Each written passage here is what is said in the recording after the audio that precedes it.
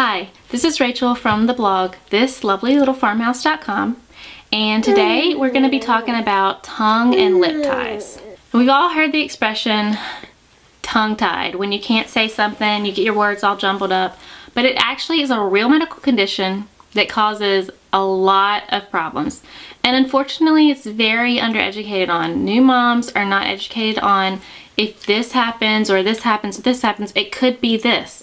And it causes a lot of women to be unsuccessful with breastfeeding because they don't know that it's something that could easily be fixed. So I just want to say before we get started, I'm not a doctor, I'm not a dentist, I'm not a feeding therapist or a speech therapist, so don't take any of this as medical advice. I just want to raise awareness for what tongue and lip ties can cause, the problems they can cause, and how they can affect your breastfeeding journey. So if you think you might have this, seek out a practitioner that actually treats tongue and lip ties, because the problem is a lot of practitioners, doctors, pediatricians, dentists still think that tongue and lip ties are just some kind of fad and it's the hip thing to have a tongue and lip tie for your kid.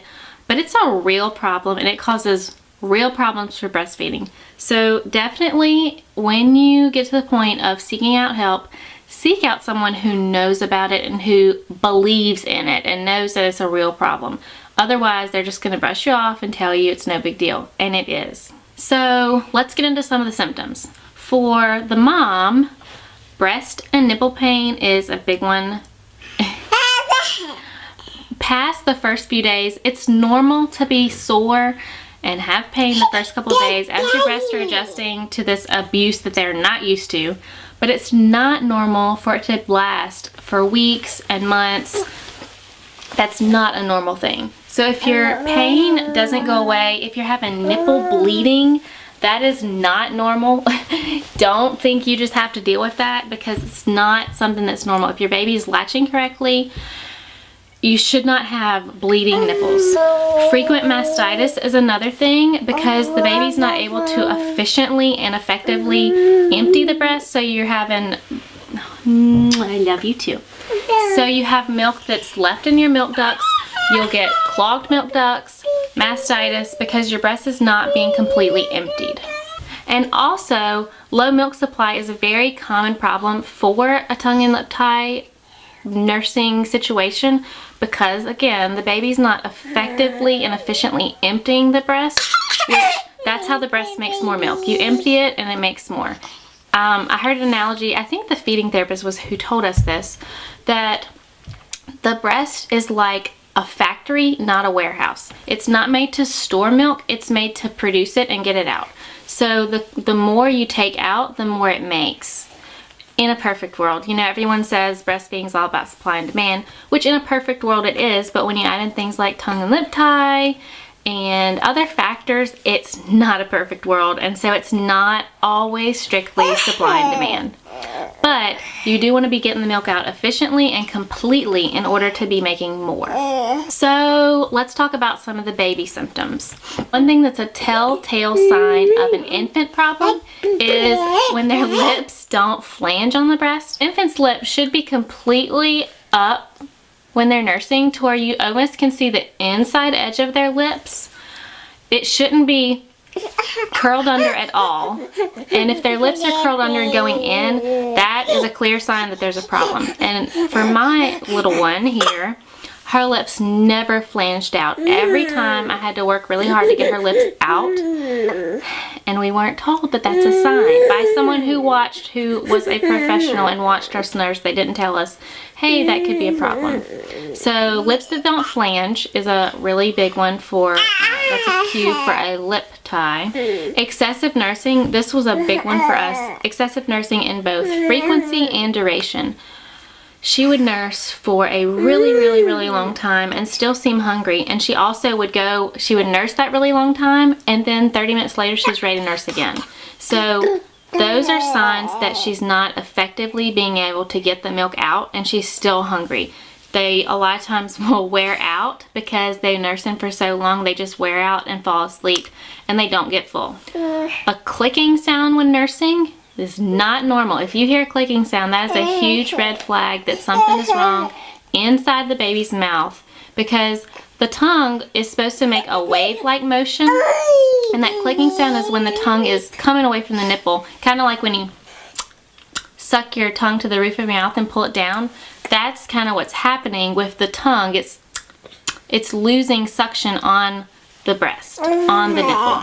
A slurping or sucking sound, the baby dribbling milk out of the corner of their mouth, it's because they're not getting a good seal around the breast. That's also a big part of why they have excessive gas. You should never have gas that causes screaming fits.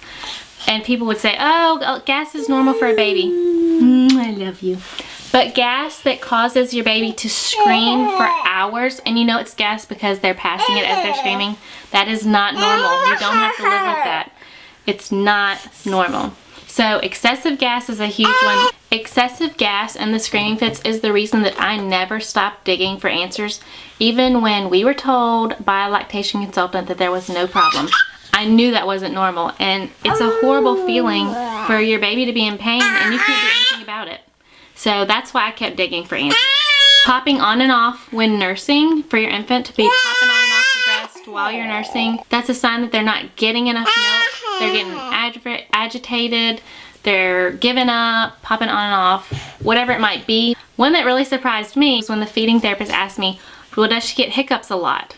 Like, well, yeah, all the time. Almost after every feeding session, she would get hiccups, and that's because of all the extra air that they're inhaling from the not sealing right and the tongue not being on the breast like it should be. Frequent hiccups was a really surprising one for me.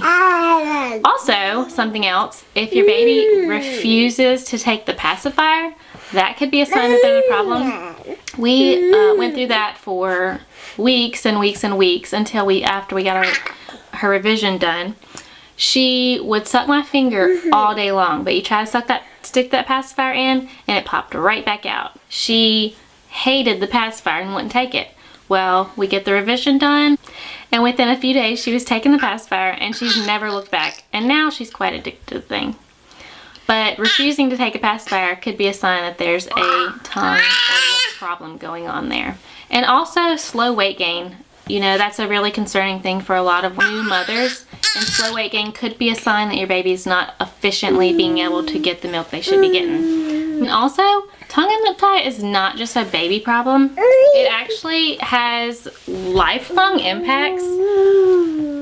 It can cause feeding and speech problems later in life that have to be dealt with at that time. And also, which really, really shocked me, the pediatric dentist explained to us how it can even affect the way the face grows, because the tongue should rest on the roof of the mouth, which helps to widen it.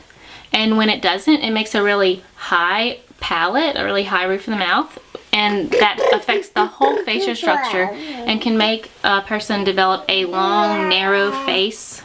So that it blows my mind how something so simple can have so many impacts later as well.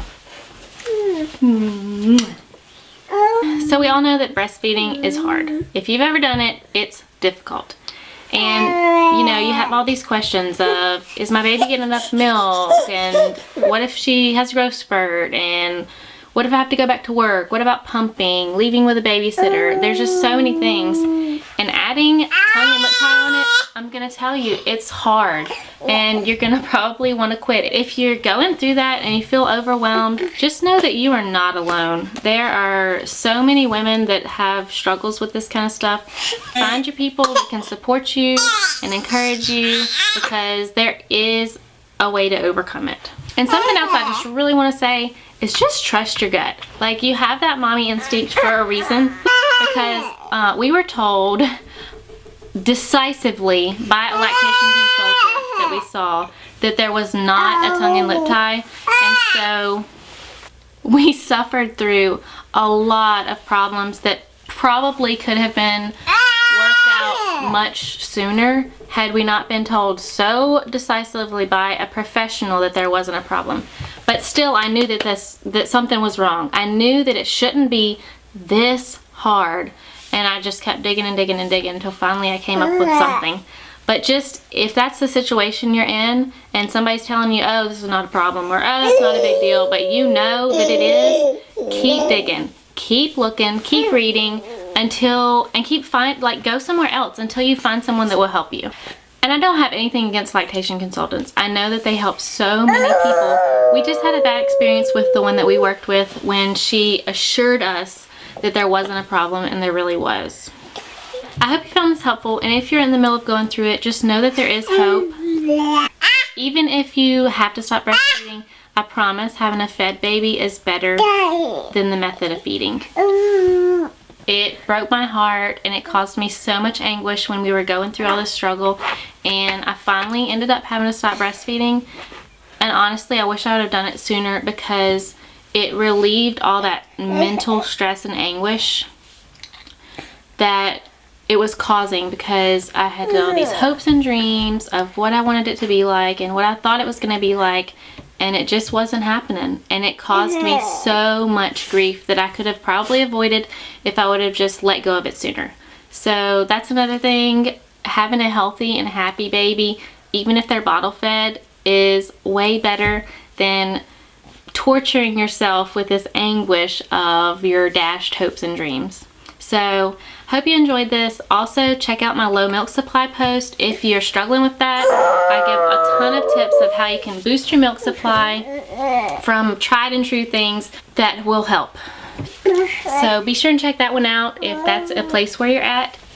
Also, you can check me out on Instagram at This Lovely Little Farmhouse, and Pinterest, where I have a few mom and baby boards that you can find a lot of information on babies, first time moms, all that good stuff. So be sure and check me out. Bye. Bye bye. Bye bye. Bye. Would you stop it? Let's sit and talk. Let's sit and talk. Boop. Why are you being so loud? You're such a pill. You're a pill. You a pill. I love you. Bye-bye. Bye-bye. Daddy. Do you think Daddy's home? Do you want to go see?